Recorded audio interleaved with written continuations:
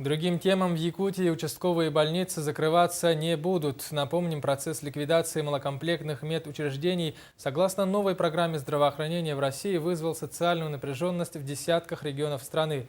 Всюду сокращаются районные больницы и роддома. Какой выход из ситуации нашла Якутия и каким образом республике до сих пор удается сохранить участковые больницы и рабочие места, разбирался наш корреспондент Виталий Абрамов. Мы против закрытия больниц, против увольнения врачей, мы наоборот за открытие новых больниц. А началось все несколько лет тому назад, когда был принят федеральный закон об основах здоровья граждан в Российской Федерации, согласно которому правительство решило повысить зарплату медработникам за счет сокращения количества больниц, сливая их в единые центры и сокращая количество коек. Итог – все врачи в панике. Они смогли это сделать только, наверное, вот уже окончательно осознав угрозу их положению и увидели, главное, в этом возможность изменить ситуацию. Таким образом, в столице Родины планировали закрыть 28 медицинских учреждений, а 15 из них уже в ближайший месяц. На сегодняшний день уволены уже 7 тысяч сотрудников. Процесс ликвидации малокомплектных медучреждений продолжается уже не первый год и вызвал напряженность в десятках регионах страны.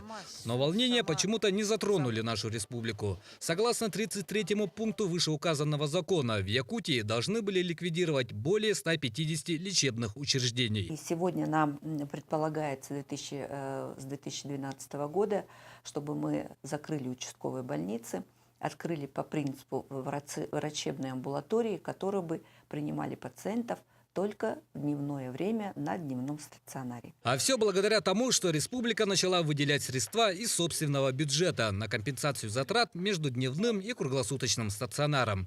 Ежегодно на эти цели выделяется порядка 2 миллиардов рублей. Вот как тут закрыть, например, в Андрюшкино фельдшерско-акушерский пункт или участковую больницу, как нам такие условия тогда, когда пурга или вот зима, на вертолете невозможно добраться, на машине невозможно добраться.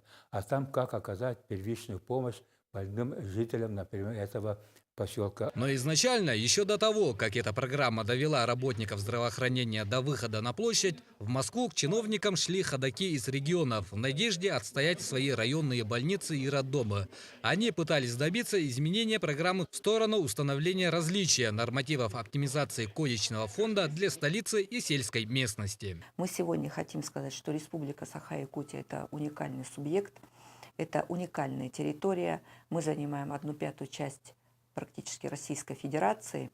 У нас отдаленные населенные пункты, и сегодня без этого вида помощи наше население не может жить. То есть мы сегодня говорим достаточно серьезно, что это нарушение конституционных прав.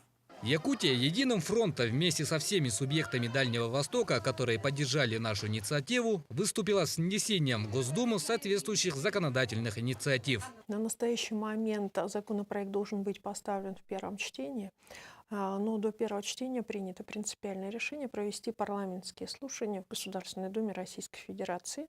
Мы предлагаем сделать эти парламентские слушания выездные, вплоть до выезда и вывоза депутатов Государственной Думы, до приезда, посещения депутатами Государственной Думы одного из наших северных районов, для того, чтобы на месте им показать, в чем проблематика, и что это не наши, так сказать, накручивания ситуации. Позицию Якутии поддерживает Комитет здравоохранения Госдумы. И сейчас органы власти республики разрабатывают и определяют механизм финансирования предлагаемых ими изменений. Так что надежда на принятие поправок есть.